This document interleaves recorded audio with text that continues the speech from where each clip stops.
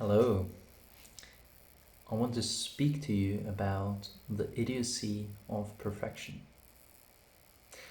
Perfection claims that when we get it to this point, then it will have a bigger impact, it will cause less friction, we will be judged less, um, it will create better results, more impact, and so forth.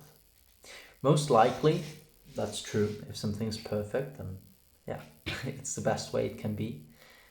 However, I found that it's actually an illogical approach to get to a point of good or perfect to wait until it is instead of taking the action.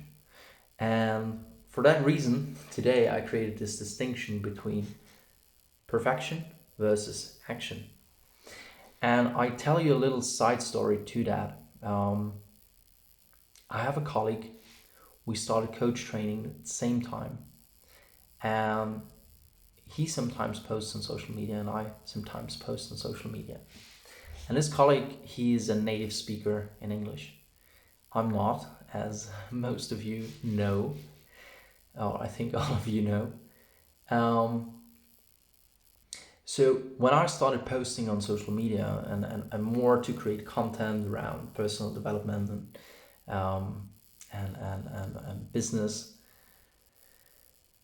my posts weren't good. I made a lot of mistakes, as some of you know, I still do. Spelling mistakes, writing mistakes, my grammar was off. My English was not at a stage where I could write without mistakes. And also, my storytelling wasn't as good in the beginning. This colleague of mine, he told me on a later point, honestly, that when he would look at my posts, he thought oftentimes like, wow, that's, I would never post something like that. And I had some conversations with him about that when he was trying to write a post, he sometimes had like 3, 4, 5, 6 posts in the pipeline, ideas of a post that he could make.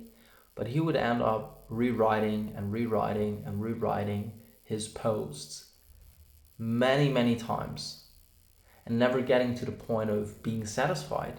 So he never posts. I think in the last 2 years, this colleague of mine, he posted around 10 posts that were really written posts apart from maybe a short comment or something. And I think I wrote something close to 100 posts, maybe 200 posts. If you combine all social media platforms, it must be something like that, including video. I don't know how much it is. And now ask yourself, who do you think will write better posts by now, or if you project that into the future? So let's say 2 years from now, who will write better posts? 3 years from now, who will write better posts? If we keep up that volume, whose posts gonna have more impact? Who has more people that he serves? Who creates more? Who creates better? It's just unreasonable that by the volume I have compared to him, I'm not gonna progress.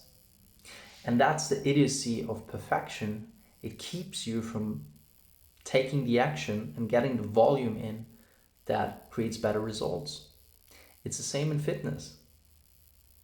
You can't go every day and do a 1 hour workout or 30 minutes workout or 20 minutes workout without getting stronger unless you don't lift weights and just stand there. It's impossible.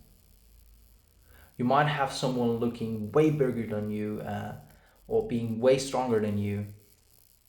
And if you compare yourself to them, like, oh fuck, yeah, I should be able to lift like they do and the same weight as they do. And I don't know, maybe if I get the right shoes and get the right trousers and do the right thing before I get to the fitness club, I then will get better results immediately. And that's the second story around that I want to share.